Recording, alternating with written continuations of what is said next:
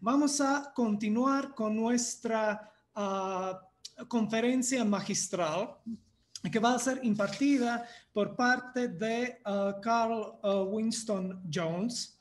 Entonces, Carl Jones es reconocido globalmente en el ámbito de la publicidad y ha sido invitado a numerosos países para impartir seminarios. Entonces aquí vamos a tener una conferencia magistral por un verdadero profesional del ámbito publicitario.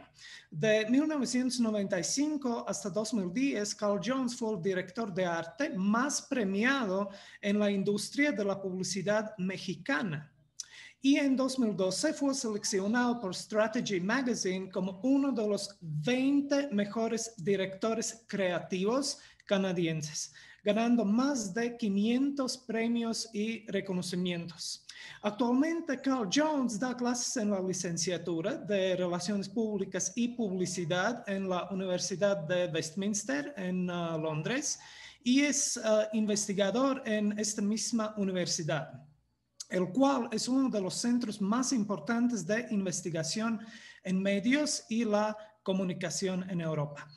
Asimismo, es miembro fundador del grupo de investigación Latin American Studies en Westminster y su investigación doctoral en el Royal College of Art se llama Publicidad Descolonizadora, donde él propone redefinir el concepto de publicidad separándolo de una ideología específica. Ahora, en grandes rasgos, ¿de qué se va a tratar esta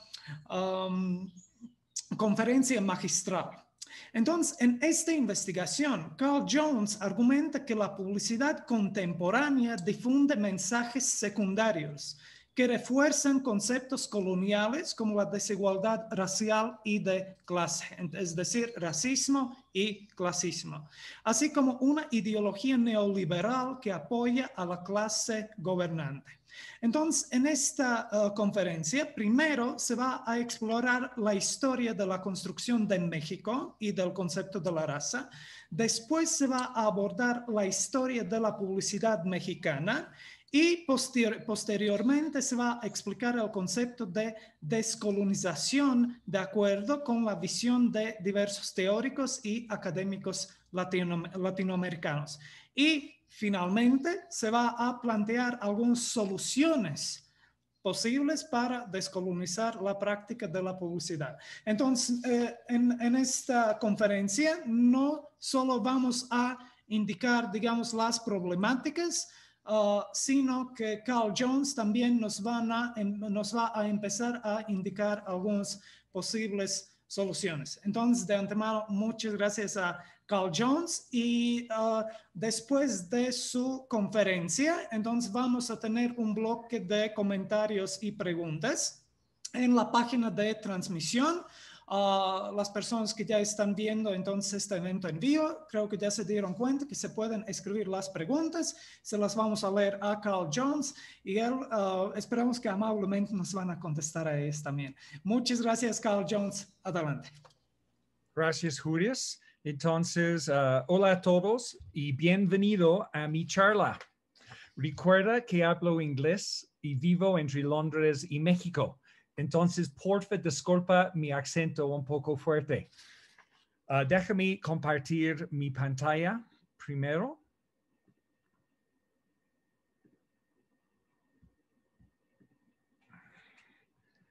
Ok, Juris, ¿todo está bien? ¿Puedes ver mi pantalla? Sí, todo está perfecto. Adelante. Ok.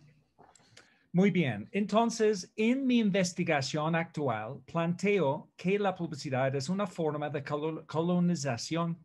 Durante 100 años, las agencias de publicidad occidentales invadieron los países en desarrollo y promovieron las marcas de sus clientes con el uso de las herramientas y técnicas de la publicidad.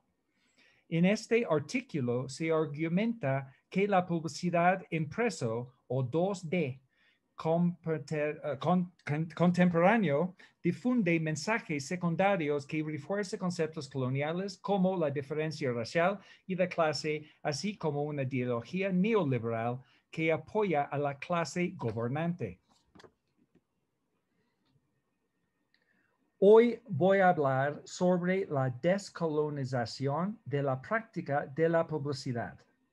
Primero voy a explorar la historia de la construcción de México y de la raza. Después abordaré la historia de la publicidad mexicana. Posteriormente explicaré el concepto de descolonización de acuerdo con la visión de diversos teóricos y académicos latinoamericanos. Y finalmente plantearé algunas soluciones posibles para descolonizar la práctica de la publicidad.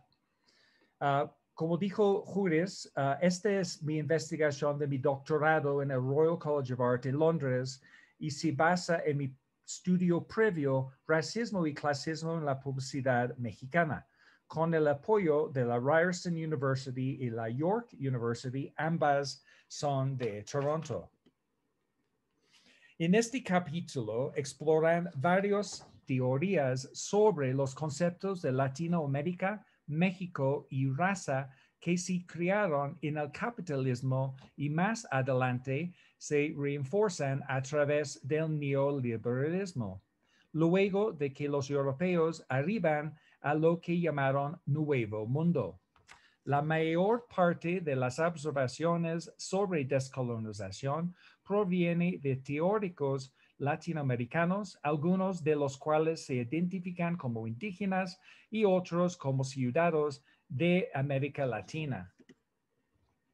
Latinoamérica, de acuerdo con el teórico argentino Walter de Mignolo, en su libro de 2005, La idea de América Latina, es un mito construido. Es un mundo creado a través del colonialismo y la modernidad.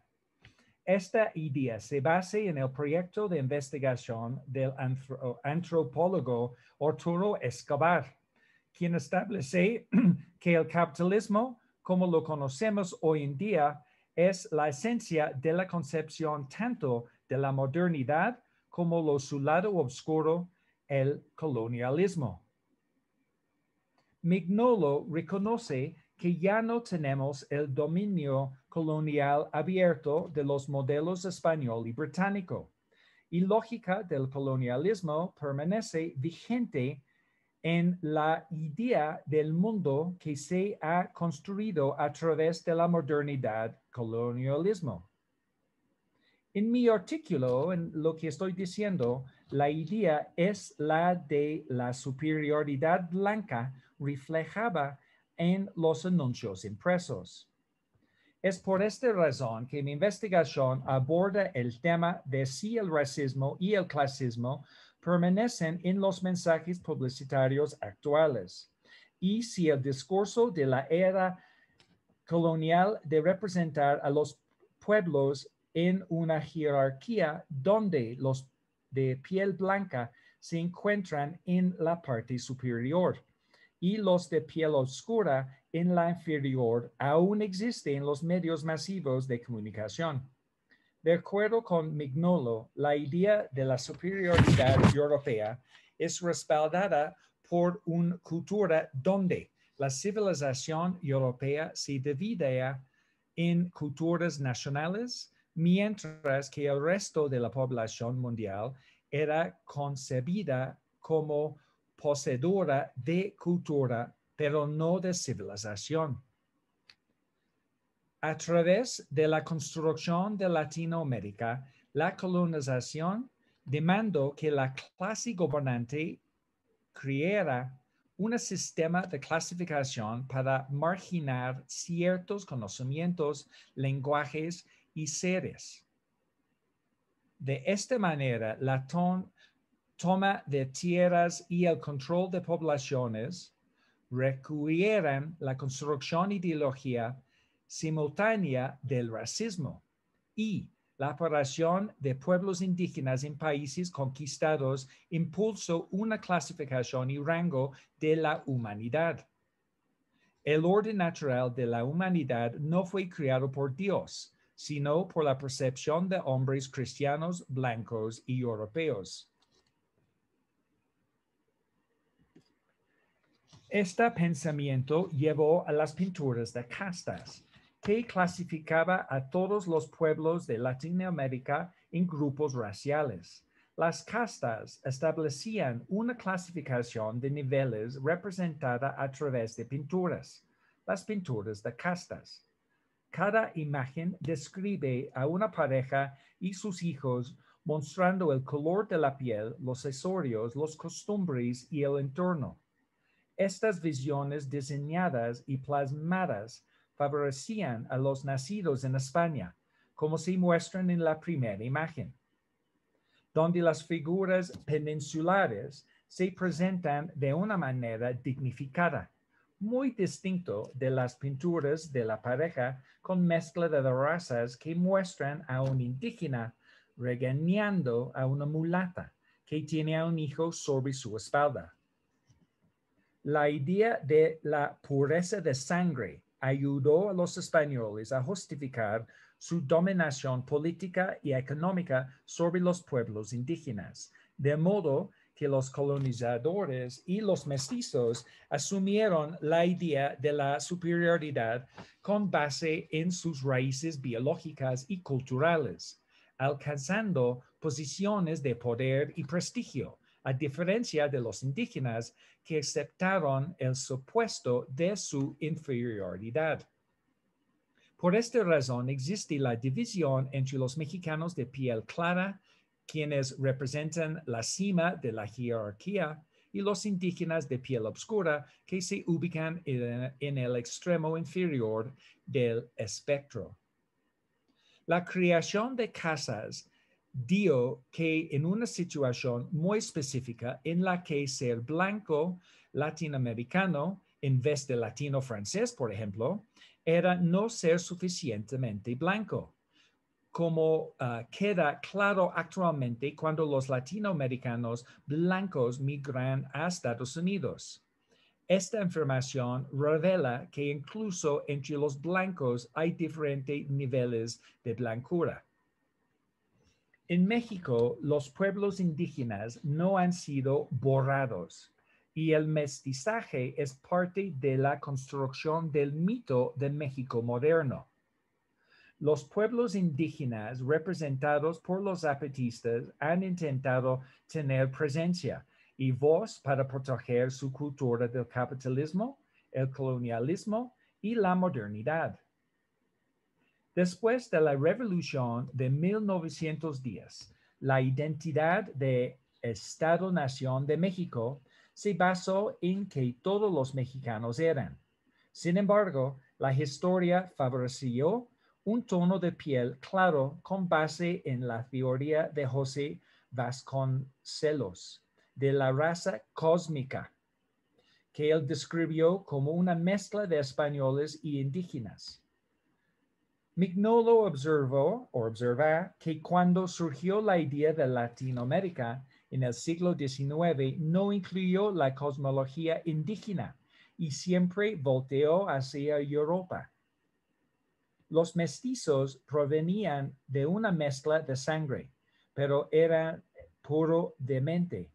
La cultura y el conocimiento indígena originales fueron excluidos de la construcción principal de la identidad mexicana. Sin embargo, se reconoce una versión más romantizada del pasado mexicano como una lucha heroica y revolucionaria, pero no se presenta como parte de una sociedad moderna. El colonialismo combinado con el capitalismo fue la base para la creación del racismo. De acuerdo con el académico Lumba, el colonialismo fue el medio por el cual el capitalismo alcanzó su expansión global. El racismo siempre facilitó este proceso y estableció la vía para el logro de ese propósito.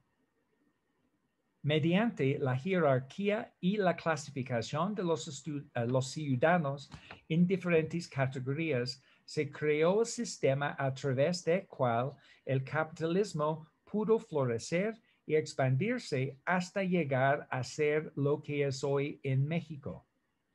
El acto de descolonización debe romper las complejas relaciones creadas dentro de una cultura postcolonial y buscar nuevos sistemas y métodos que respeten a las diversas comunidades dentro del Estado-nación posterior a la colonización.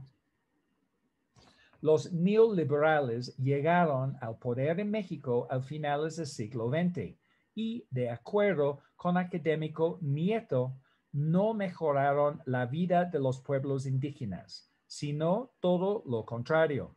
La privatización de muchos servicios dejó a los indígenas sin acceso a la educación ni a los servicios de salud y saneamiento, castigándolos a vivir en la eterna pobreza. Con esta situación en el México contemporáneo, es útil identificarse como mestizo o europeo o no como indígena. La presentación de la cultura popular en diversos medios está llena de personas de tez blanca que son proyectadas como superiores espiritualmente, como agradables, modestas, sensibles y de buen gusto y buen educados. Por el contrario, los indígenas son presentados en la televisión y en la publicidad como tontos, pobres y ignorantes, además de alcohólicos y agresivos. Otro grupo minoritario en México que permanece es el olvido, está presente en una exposición en el Museo Memoria y Tolerancia de la Ciudad de México.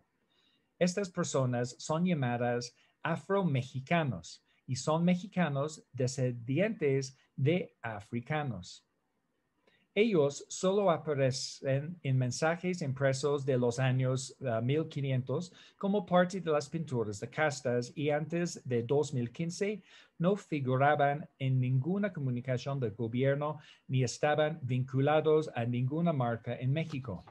Básicamente, estas comunidades han sido borradas de la narrativa mexicana oficial durante 400 años, aun cuando, de acuerdo con Mexican News Daily, hay 1.4 millones de personas que se declaran como afro-mexicanas en la encuesta intercensal de 2015, después de la cual el gobierno mexicano creó la campaña de concientización pública, #SoyAfro, me reconozco y cuento, por parte del Consejo Nacional para Prevenir la Discriminación, CONAPRED. Asimismo, en 2020, por primera vez, una campaña publicitaria se dirigió a los afromexicanos para convencerlos de declararse como tales para el censo mexicano.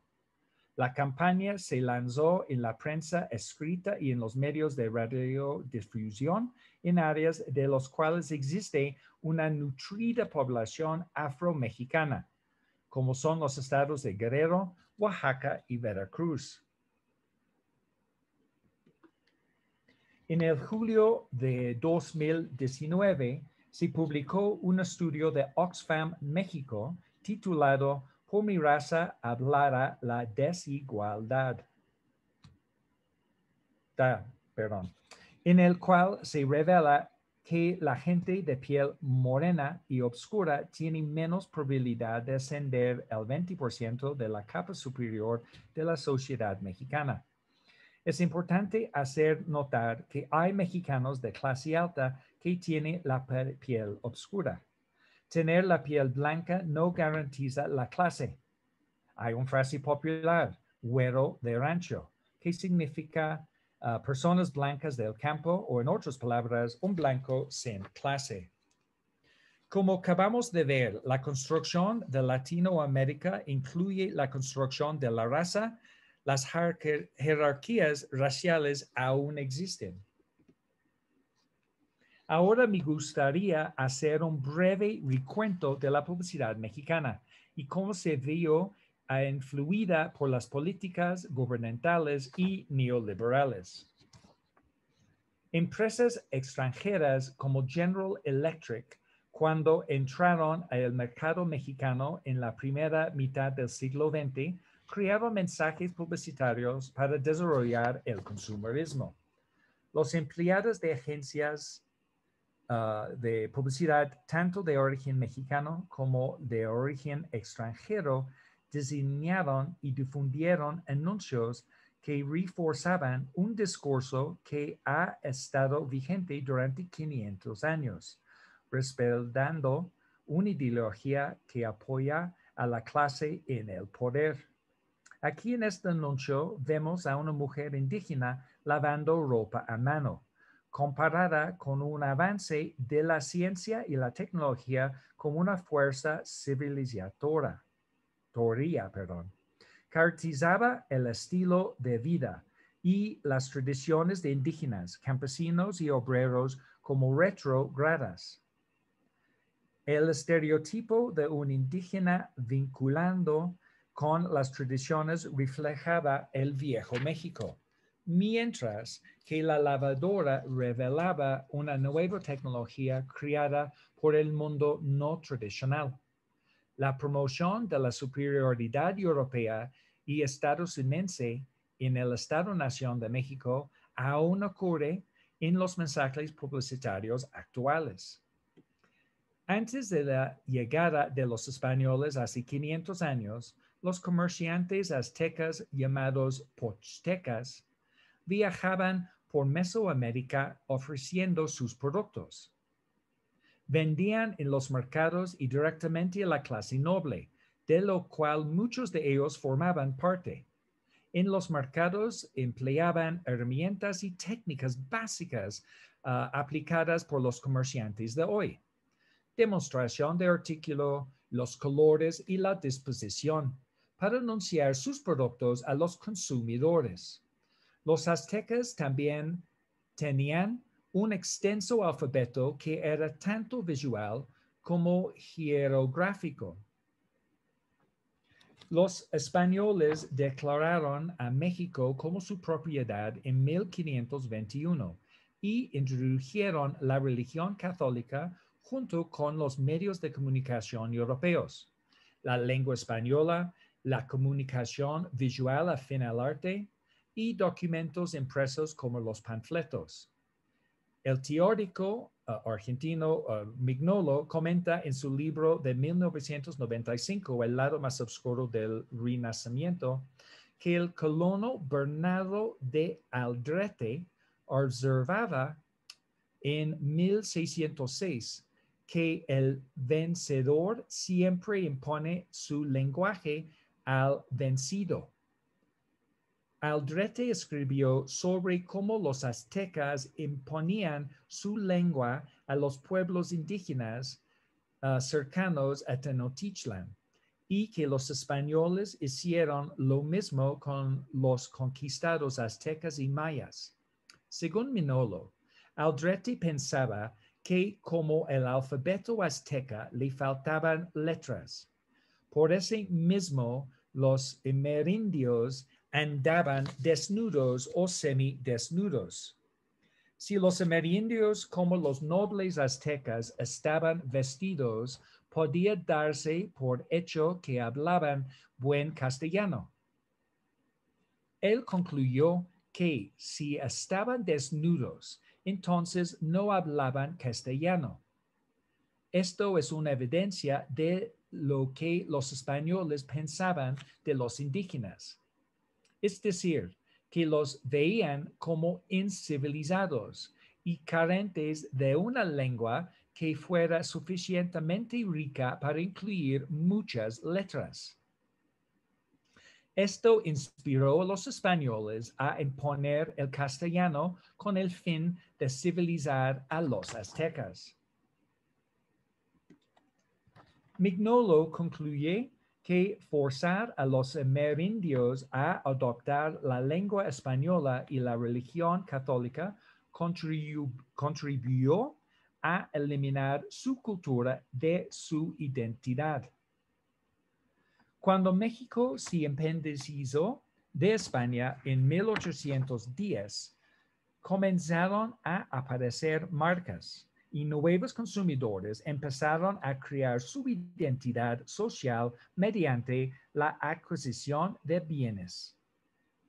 La idea de gente adquiriendo marcas para construir su identidad permitió a los anunciantes diseñar mensajes publicitarios que sacaron provecho de la construcción de identidad, con el fin de vender productos específicos como ropa o accesorios. Educar a la población colonizada sobre cómo entender conceptos a través del conocimiento del español y de las imágenes de respaldo ayudó a generar una situación en la que podía crearse una narrativa publicitaria para difundir mensajes a los nuevos consumidores en un formato impreso. Estos mensajes podían ser panfletos, letreros de tiendas, vitrales de iglesias o pinturas de castas. La reconstrucción del México moderno por parte del gobierno mexicano se realizó a través del uso del consumo y la prosperidad material como sinónimos de democracia y identidad nacional. De acuerdo con el académico mexicano Julio Moreno, en su libro Yankee Don't Go Home, el poder detrás de la revolución del consumidor fue apoyado por académicos, agencias de publicidad, funcionarios del gobierno y ejecutivos de negocios, con el respaldo del gobierno y las corporaciones de Estados Unidos. Daniel Cosío Villegas, un intelectual mexicano, escribió que los españoles impulsaron la narrativa de las riquezas de México, y Moreno afirma que los recuentos de la riqueza de México sirvieron como un distintivo de orgullo criollo hasta o hacia el siglo XVII. Esto justo antes de que los liberales de la Revolución Mexicana continuaran explorando las riquezas nacionales y vinculando a México como la economía mundial a través de grandiosas participaciones en las ferias mundiales. Este proceso del pensamiento se adaptó después de la iniciada la Revolución en 1910. Cuando los liberales se vieron forzados a filtrar la búsqueda de un capitalismo industrial moderno por parte de México, a través de la retórica nacionalista y revolucionaria. Moreno observa que el gobierno revolucionario y los líderes empresariales trabajaron conjuntamente para crear un mito que fuera capaz de vincular la versión romántica del campo y el estilo de vida tradicional al mismo tiempo que se sugería la idea de que existían con el desarrollo capitalista industrial moderno. La Constitución Mexicana de 1917 creó programas que harían crecer la economía y promoverían las ferias de publicidad de todo el país en el centro de la Ciudad de México. Las agencias de publicidad de México comenzaron a abrir a principios de la década de 1920 con Gandara Publicidad y otras. En el año 1944 abrió sus puertas una de las más famosas y reconocidas agencias 100% mexicanas, Publicidad Augusto Elías. Estas agencias comenzaron a impulsar la publicidad y a demostrar que podía ser una práctica de negocios efectiva, con los dueños de empresas comerciales. Desde principios o hasta mediados del siglo XX, la publicidad en México trató de ayudar a las mujeres a liberarse de los roles de género tradicionales e incluso a convertirse en seductoras, adquiriendo lo último en cosméticos y a hacer una carrera al mismo tiempo que mandaba el mensaje de que las mujeres debían respetar la tradición como las obligaciones en el hogar y el matrimonio.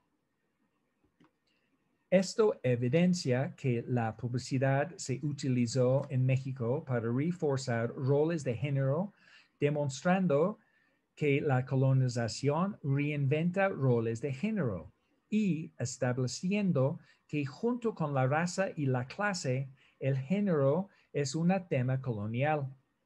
Según Moreno, de la década de 1930 a la de 1950, México fue un país dividido. Por un lado estaba la Ciudad de México, donde la publicidad era reconocida y impulsada, y por el otro se hablaba del campo, donde la publicidad no era importante.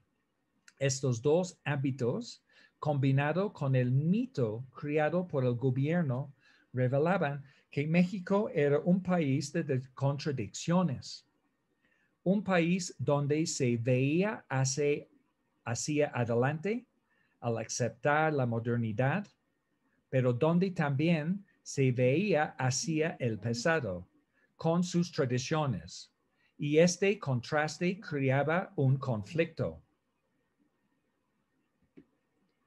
Edward Bernays, sobrino de Sigmund Freud y considerado por dos industrias creativas como el padre de las relaciones públicas y la publicidad moderna, planteó en su libro de 1928, Propaganda, que para tener democracia las masas debían ser controladas. Esto se llamó ingeniería del consentimiento. La idea de controlar a las masas se llevó a la práctica en México a fines de la década de 1940 con el organismo de publicidad ANP, que trabajó conjuntamente con el gobierno mexicano, el cual deseaba centrarse en la creciente clase media para convencerla de ser consumidores y adoptar el estilo de vida estadounidense a través de la adquisición de las marcas publicitadas. Al analizar el crecimiento de agencias de publicidad internacionales y locales apoyadas por los capitalistas mexicanos y norteamericanos, cuya misión era promover el estilo de vida consumista, se ve uno obligado a concluir que un efecto secundario de esta actividad fue alentar un estilo de vida blanco, ofreciendo marcas utilizadas por estadounidenses blancos a la mayoría de la población mestiza de México. Estos mensajes reforzaban el estilo de vida blanco al presentar modelos con rasgos europeos para reflejar el estilo de vida norteamericano y europeo con esas marcas.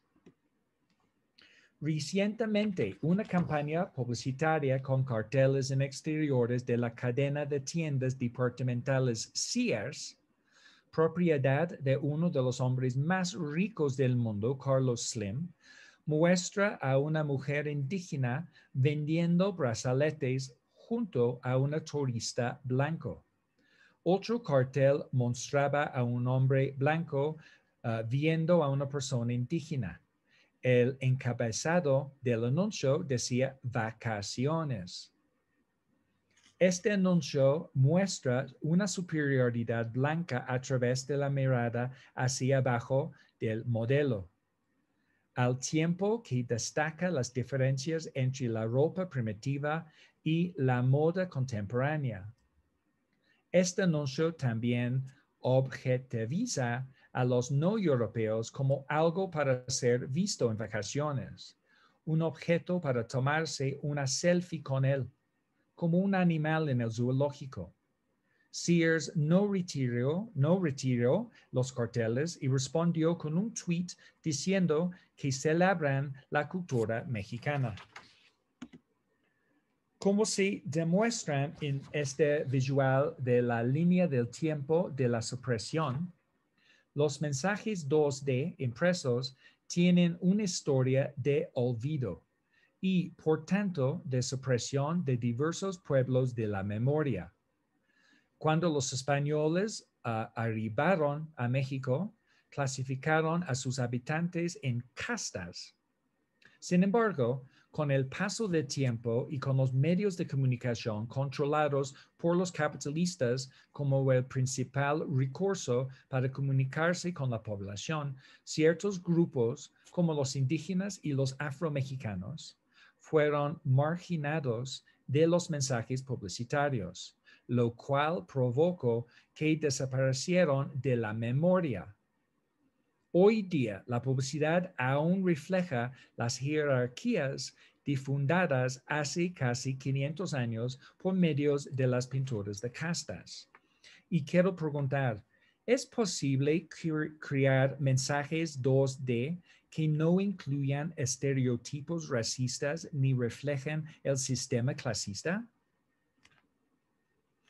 ¿Pueden los organismos autogobernados de la industria de la publicidad como ANP o el Círculo Creativo de México crear normas para regular sus anuncios o necesita intervenir el gobierno? En esta sección exploraré la descolonización como una teoría para respaldar el planteamiento de posibles soluciones a conceptos postcoloniales como la desigualdad racial y de clase, tal como se representan en la publicidad contemporánea. De acuerdo con el diccionario Oxford en línea, colonialismo es la política o práctica de adquirir el control político parcial o total sobre otro país, ocupándolo con colonos y explotándolo económicamente.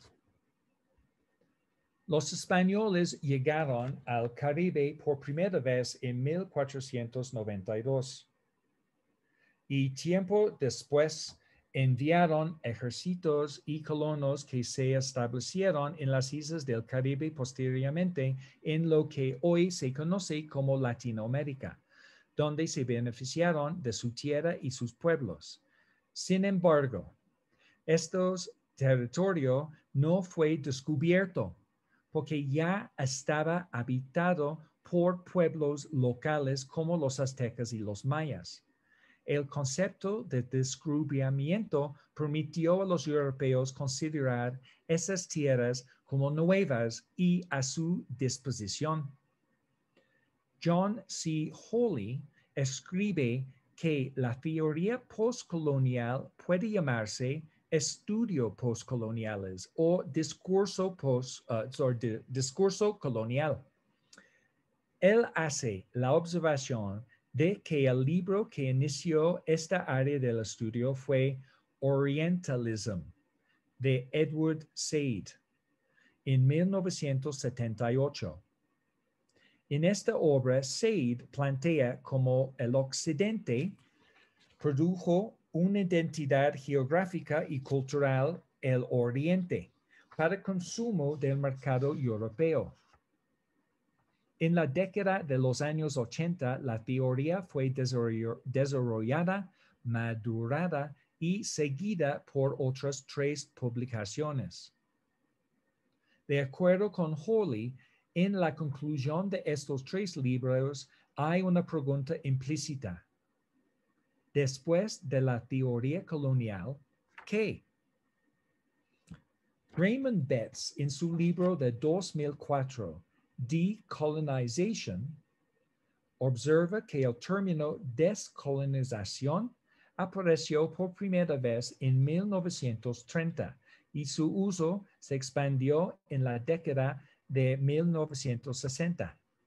Betts considera que la descolonización está terminada en el sentido político de la palabra. Por supuesto, se refiere a la palabra como se usaba cuando una potencia ocupante abandonaba a los conquistados y liberaba sus poblaciones, y éstas tenían que conformarse con lo que les dejaban. Un ejemplo del estilo son los británicos marchándose de Hong Kong. Sin embargo, el concepto de colonización se usa actualmente en varios ámbitos, como el feminismo y la información colonizadora.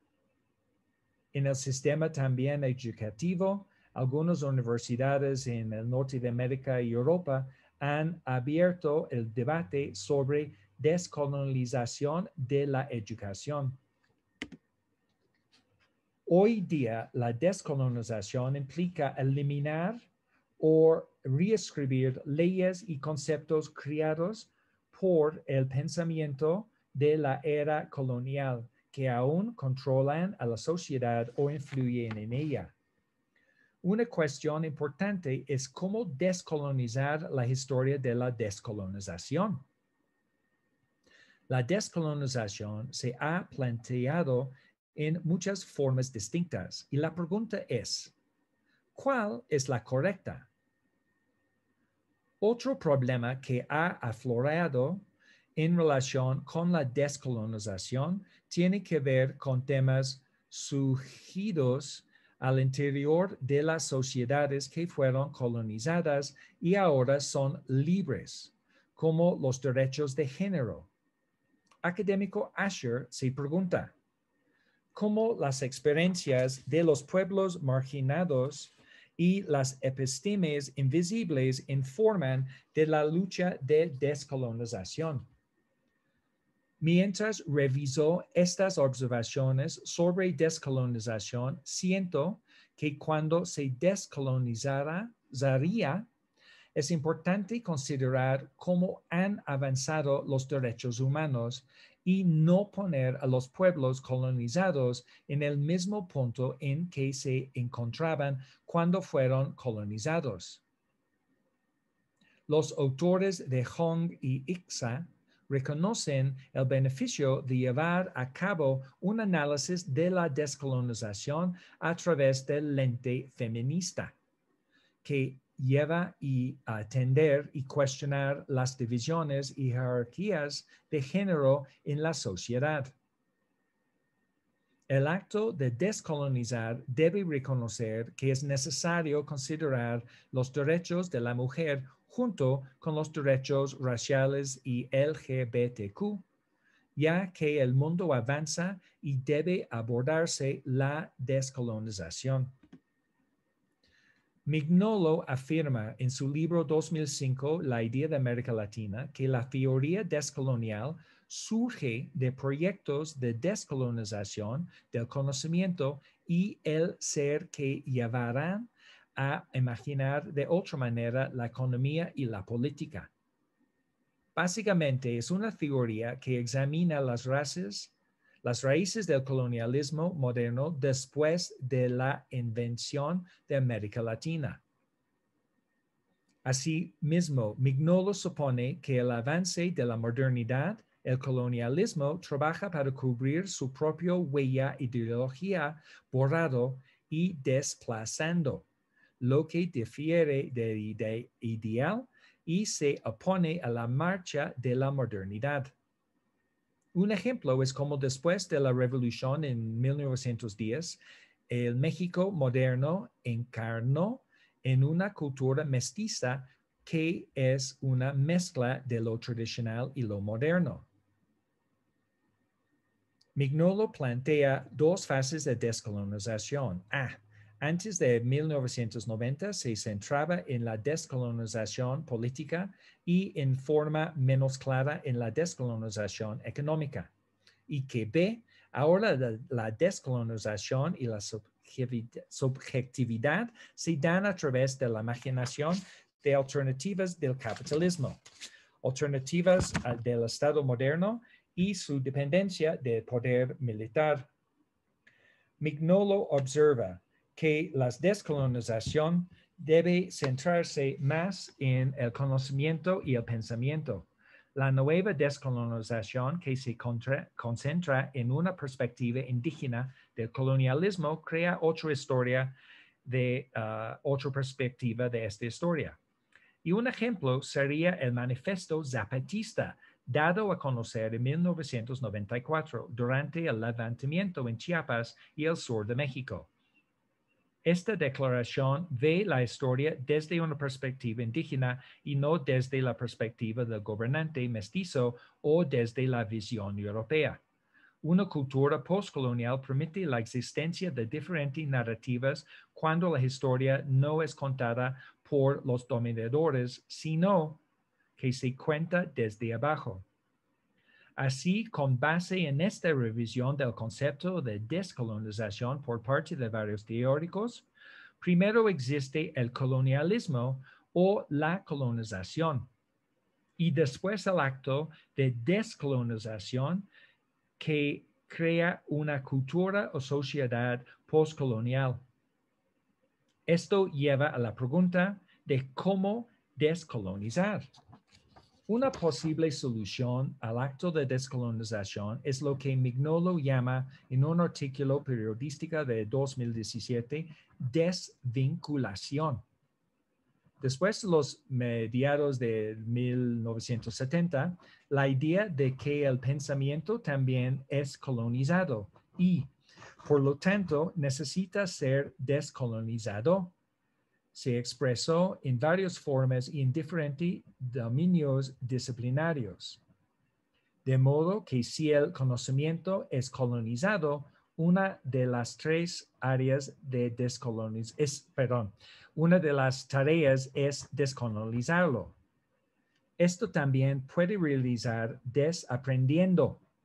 Así como aprendemos una forma de pensar colonizada, conscientemente la desaprendemos.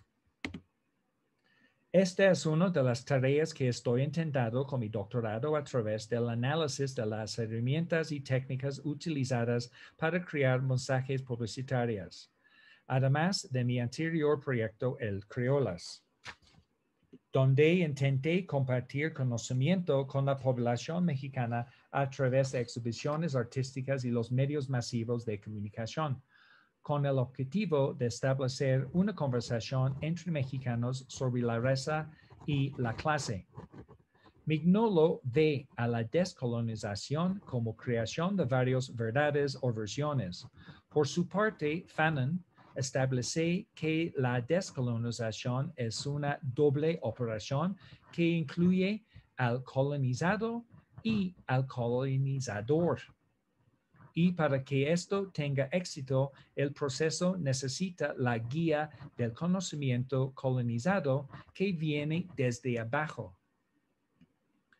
En su libro de 2018, El fin del imperio cognitivo, Bonaventura de Sousa Santos cree necesario permitir a los grupos sociales representar al mundo como suyo y en sus propios términos, porque solo así podrán cambiar de acuerdo con sus propios o propias aspiraciones. Esto puede realizar por medio de lo que se llama la sociología de las ausencias, donde los pueblos colonizados que estaban ausentes del gobierno de su tierra y de la creación de leyes se tornan presentes para identificar y validar conocimiento que reinventen la independencia y la liberación social. De Sousa también reconoce las diferencias entre el norte y sur globales. La colonizada Norteamérica se asocia con el modo de pensar anglosajón, mientras que el sur global se identifica con la forma española. México se encuentra en el medio como puente o frontera entre las dos epistemologías. Esto podría explicar por qué México puede considerarse un país conflictado. Su ubicación entre el sur latino y el norte anglo, la forma de vida tradicional latina frente a la moderna forma occidental. El europeo de piel más clara versus la indígena de piel oscura. ¿Y qué hay con los mestizos en el medio? Para la práctica de la publicidad, yo veo el proceso de descolonización como el acto de analizar reglas que fueron creadas por los colonizadores. Y voy más allá, al cuando el territorio no estaba colonizado, para preguntar, ¿cómo se fabrica de la publicidad mexicana si no se hubiese invadido México? De acuerdo con mi investigación, son las reglas no dichas que gobiernan la publicidad 2D las que deben ser desvinculadas. ¿Y cuáles son estas reglas no dichas? Descolonizar la publicidad significa que las agencias de publicidad produzcan mensajes que no reflejan un discurso racista ni clasista. Entonces, mi pregunta es, ¿los trabajadores de la publicidad necesitan desaprender para poder reaprender? Aquí me gustaría mostrar primero una lista de posibles reglas para crear un estatuto que las agencias de publicidad y los organismos industriales, junto con las marcas y sus departamentos de marketing, adoptaran como un paso hacia la descolonización de la publicidad. Después se dan ejemplos de anuncios como una muestra de hacia dónde podría ir la publicidad si es descolonizada. La siguiente lista enumera algunas ideas mías para empezar una conversación dentro de la industria creativa sobre cómo podemos desaprender. Primero es eliminar los estereotipos negativos. Y aquí tenemos dos anuncios, uno de Coca-Cola, donde este anuncio está reforzando el concepto del macho, y el otro es de Burger King, como un hombre que representa a Estados Unidos y a su lado es un hombre que representa a México. Y los dos son estereotipos. Y yo creo que lo de México no es un estereotipo tan positivo para el país. Segundo, es igualar la representación de género. Aquí tenemos dos anuncios. Uno fue de, no recuerdo, es un parque, yo creo. Y aquí tienen Día de la Madre y tiene una mujer con una respiradora. Y justo el otro lado es un anuncio de Maestro Olimpio celebrando el Día de la Madre con una mamá enseñando a su hija cómo limpiar ventanas, diciendo básicamente que las mujeres deben estar en casa. También me gusta terminar con la búsqueda de audiencias o audiencias objetivo y no reflejar el mercado objetivo sus propias ideas racistas y clasistas. Aquí estoy refiriendo de cuando hacemos publicidad, normalmente estamos estudiando el target market o la gente donde queremos vender. La gente, en este caso, Palacio de Hierro, es la gente con dinero. Entonces, ¿qué hacemos? Es estudiar a esta gente y reflejar qué piensan en los anuncios. Y aquí tenemos una campaña de Palacio de Hierro celebrando la diversidad, pero es la diversidad blanca. No hay morenos ni no hay gente indígena en la publicidad. La campaña no es tan diversa. Y también no presentar a una persona morena en un mar de rostros blancos. Ese es un anuncio de Barcel para lanzar un producto, se llama Monster Runners. Aquí tenemos el público reaccionando a algo que pasó y ahí con la línea roja estoy enseñando dónde está el moreno en un mar de rostros blancos. ¿Por qué hacen esta en publicidad? Y también evitar hacer anuncios de caridad que muestren a niños indígenas pobres, como el programa Un Kilo de Ayuda. En la publicidad, cuando ponen indígenas, siempre es gente que son pobres.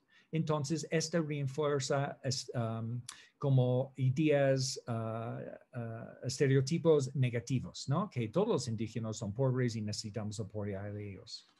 Y no están celebrando los indígenas que hicieron muy bien. Y también descolonizar las herramientas de la publicidad, como mencionó el doctor Manuel Guerrero Martínez al principio. Él dijo de la palabra Latin American look Y este es un ejemplo del casting para un comercial de Aeroméxico, cuando en su petición de modelos para mandar el casting para el comercial eran dichos muy racistas. Entonces, quiero enseñar algunas soluciones y campañas. A continuación, se presentan anuncios publicitarios recientemente difundidos en México que, según mi opinión, son el comienzo del proceso hacia la descolonización de la publicidad mexicana. Esta fue una campaña para Whiskas, la comida de gato, donde ellos fueron a la gente de nivel E o gente que son de un socioeconómico más bajo. Y ellos filmaron gente en su casa sin maquillaje, sin luces, sin nada. Fue muy, muy rústico la forma de filmar, pero filmaron y reflejaron la verdad de los mexicanos de este nivel. También Alka-Seltzer, esta es una campaña de Alka-Seltzer, donde ellos reflejaron la vida y la comida mexicana, y estos son gente real, no son modelos. También recientemente Victoria, la cerveza, hicieron una comercial excelente celebrando el Día de los Muertos, reflejando el pueblo. Y por fin esta campaña que yo platiqué antes de la agencia de Fabiola Fernández, y ella van a platicar después de mí, que es sobre el censo para que la gente declaran que son afromexicanos. Y esta campaña es excelente para mí. También el uso de los medios tradicionales también. No todo es digital. Aquí estamos, aquí estuvimos, aquí estaremos. Somos afromexicanos, negros, negras, afrodescendentes. Una excelente campaña ahí. Entonces, en conclusión, en la jornada del día de hoy, analizamos cómo se crearon las jerarquías raciales hace casi 500 años, donde los europeos eran colocados en la parte superior y los indígenas en la inferior. También exploramos cómo el proceso de descolonización implica eliminar o reescribir reglas y conceptos legados del pensamiento colonial que aún controlan a la sociedad o influyen en ella. Vivimos cómo la publicidad refuerza los estereotipos raciales y de género. Y finalmente, planteamos algunas soluciones posibles para descolonizar la práctica de la publicidad en México. Por supuesto, todos estos pasos también se alimentan de los esfuerzos de descolonización realizados en todo el mundo. Y los actos de descolonización finalmente originarán una sociedad más igualitaria, y eso es algo por lo cual vale la pena esforzarse. Gracias por la oportunidad, por platicar. Y si quieres seguirme, aquí son mis redes o mis plataformas de medios sociales. Gracias por la oportunidad. Muchas gracias a ti, Carl. Excelente conferencia. Entonces creo que tuvimos Carl nos pudo dibujar muy bien, digamos, el contexto histórico, el panorama del contexto histórico, y además un panorama general de las expresiones del racismo y clasismo en la publicidad. Entonces te agradecemos mucho, Carl, por tu exposición. Por cierto, ahí el público también te está mandando saludos y felicitaciones por la exposición. Gracias. Ahora, tenemos 4 preguntas. Ya vamos a pasar al bloque de preguntas y comentarios. Carl, ¿cómo tú prefieres? ¿Vamos a ir una por una o te las leo todas las 4 y como que las vas una por una? Ok. Yeah. Ajá. Entonces, vamos a empezar con una pregunta por parte de Simona, que pregunta, entonces, más bien comenta, pero su comentario involucra implícitamente una pregunta. Dentro del discurso publicitario, lo indígena podría ser considerado como algo objetivado, es decir, entonces un objeto de mercancía más que una persona con agencia. Yes, definitivamente es un objeto para comprar. Sí, como vimos en los anuncios de Sears y también cuando ves publicidad del país de México, cuando venden México a los extranjeros, usan la cultura indígena para traer los extranjeros aquí como objeto para ver. So definitivamente es un objeto de mercancía, sí. Ok, gracias. La próxima, y ahí voy a unir dos preguntas. Nos están preguntando, Jorge nos está preguntando si de verdad se puede descolonizar la publicidad. Es decir, por un lado pueden haber como iniciativas, pero de verdad, por otro lado, puede ser, digamos, puede haber la voluntad de hacerlo. Porque la verdad, según Jorge, los propios medios como que no, a lo mejor no están tan interesados en hacerlo, ¿no? Tú mencionaste que el cambio debe de empezar desde abajo, ¿no? Y a esta pregunta yo podría añadir que desde mi propio conocimiento, efectivamente, es muy frecuentemente nos podemos encontrar con un posicionamiento por parte de los creativos y digamos, autores intelectuales de la publicidad que dicen, no, pues nosotros estamos haciendo la publicidad que la gente quiere ver. Y luego si le preguntas, digamos, al público, la gente dice, no, pues sí tenemos esta publicidad porque nos están como que convenciendo que esto es lo bonito, ¿no? Entonces los medios nos están convenciendo que eso es lo bonito, ¿no? Entonces tenemos un circuito cerrado, ¿no? Ahí. Entonces la pregunta es que de verdad sí se puede descolonizar. Well, eso es que estoy investigando. Y no sé por qué estoy investigando ahora y estoy analizando, estoy en el proceso de analizar y buscar soluciones y oportunidades como que tengo ahora con ustedes. Y también yo voy a otras universidades en otros países para platicar de la influencia que tiene la publicidad. Y estoy hablando con gente muy joven. Y hay un dicho en inglés que no puedes, that you can't teach an old dog new tricks, que no puedes, no sé cómo decirlo en español. ¿Tú sabes?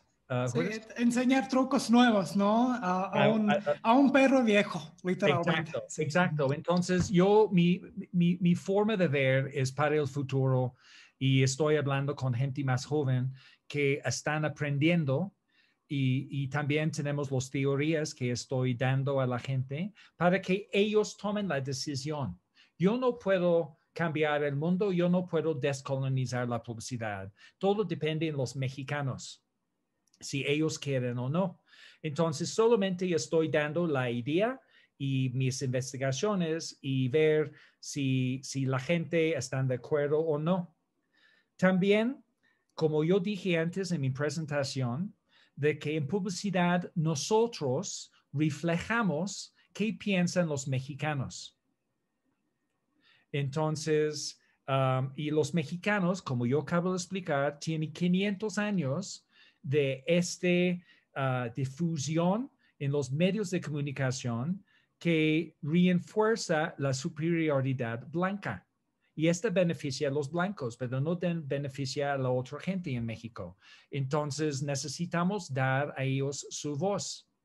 Y eso es que está pasando en Estados Unidos, como mencionó el doctor al principio, de George Floyd. Y vimos en las calles de la gente que tiene piel de color, están enojados. So necesitamos escuchar a ellos, dar a ellos una voz. Y ellos también platican de la publicidad y los medios de comunicación que siempre tiene estereotipos negativos y refuerza la superioridad de la vida blanca. Entonces, pero yo creo, yo soy blanco y cuando yo veo eso, yo soy de acuerdo. No es bueno porque yo tengo amigos, yo tengo estudiantes de todo el mundo y el mundo es globalizado. Right?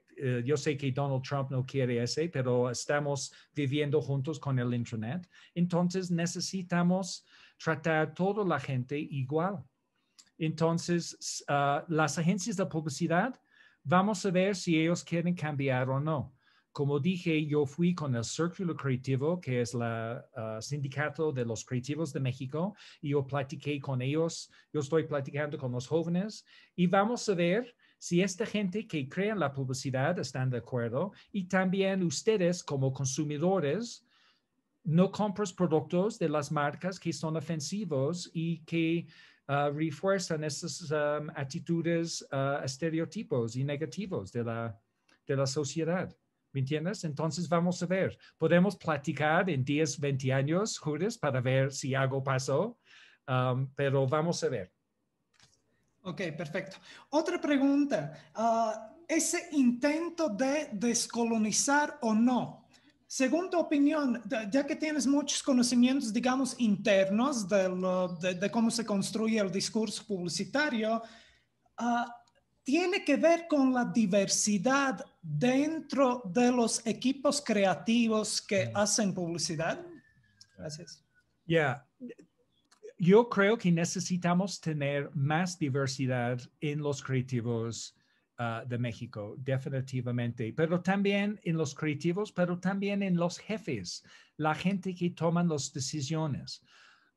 Por ejemplo, en Estados Unidos, Nike, esa es una marca de zapatos que está apoyando mucho la cultura negra en Estados Unidos. Pero cuando analizas la compañía de Nike y ves la gente en posiciones de influencia, los vicepresidentes, la gente que están en cargos de departamentos, la mayoría son blancos. Entonces, necesitas practice what you preach. Necesitas hacer lo que estás soportando.